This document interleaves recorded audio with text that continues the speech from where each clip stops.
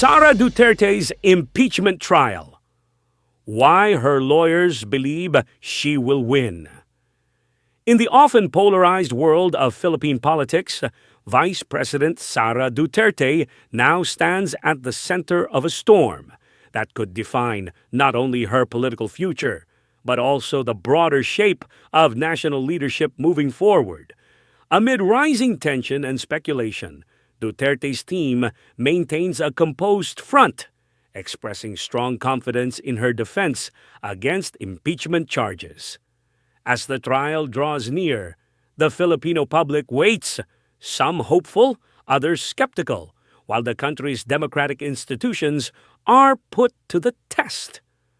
On Tuesday, Vice President Sara Duterte addressed the media regarding her upcoming impeachment trial before the Senate. Speaking after an engagement in Cebu City, Duterte said her legal team is more than confident in securing a favorable outcome in the high-profile proceedings. My impeachment, according to the lawyers, they are more than confident that they will win the case. Duterte stated during a brief interview, I am most confident with the lawyers working on my impeachment case. She added. The vice president's comments came after days of speculation about her political strategy, following her endorsements of several senatorial aspirants. Critics were quick to argue that these moves were attempts to secure political allies in the Senate ahead of the trial, raising concerns about impartiality and the influence of political maneuvering in what should be a strictly legal process. However, Duterte's camp has been quick to dismiss such claims, framing her actions as standard political activity rather than tactical defense. Supporting candidates who align with one's governance vision is part of any politician's responsibility to the electorate. A Duterte aide, who asked not to be named, shared in a separate interview, it is wrong to interpret political participation as mere self-preservation. Duterte's impeachment was approved by the House of Representatives on February 5, 2025, where 215 members voted to support the charges filed against her.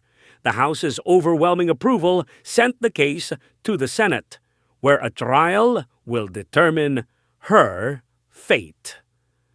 The charges include allegations of misconduct, but the exact details of the accusations remain under tight scrutiny, with both sides agreeing to keep specifics confidential to protect the integrity of the judicial process. Behind the procedural formalities, however, is a deeper national conversation about leadership, accountability, and the evolving identity of Philippine democracy. Sara Duterte's impeachment trial is not merely a question of whether she committed wrongdoing. It is a test of whether political loyalties, personal narratives, and institutional structures can coexist under the rule of law. Senate President Francis Escudero announced that the Senate trial could conclude as early as October 2025. He emphasized that the Senate, acting as an impeachment court, would carry out its constitutional duty with impartiality. We owe it to the Filipino people to decide based on evidence, not politics, Escudero said. If convicted, Duterte would be permanently barred from holding any public office, a development that would significantly alter the landscape for the 2028 presidential elections, in which she is widely expected to be a strong contender. Despite her current legal battle, Duterte continues to enjoy considerable support among her political base. Many see her as a continuation of her father, Rodrigo Duterte's brand of leadership, assertive, populist, and critical of traditional elites. For these supporters, the impeachment is viewed as a politically motivated effort to derail her anticipated presidential bid. For Duterte's critics, however, the impeachment is a necessary exercise of accountability, proof that even the most powerful must answer to the rule of law. They argue that unchecked political influence, regardless of personal popularity, undermines democratic processes and the public trust in institutions. Still, observers caution that reducing the trial into a simple pro-Duterte versus anti-Duterte narrative does little justice to the complexities involved. Professor Maria Rosario de los Reyes, a political analyst at the University of the Philippines, said, "This impeachment must be approached with sobriety. It's not just about personalities, it's about whether the Republic's mechanisms for checks and balances are working." As both camps prepare for a historic confrontation, the nation is reminded that legal proceedings, especially at the highest levels of governance, are not merely battles of rhetoric and allegiance.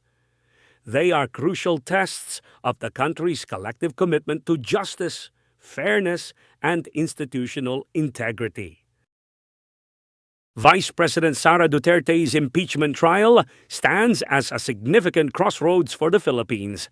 It challenges the nation to look beyond the political identities and focus instead on the fundamental principles of governance and rule of law.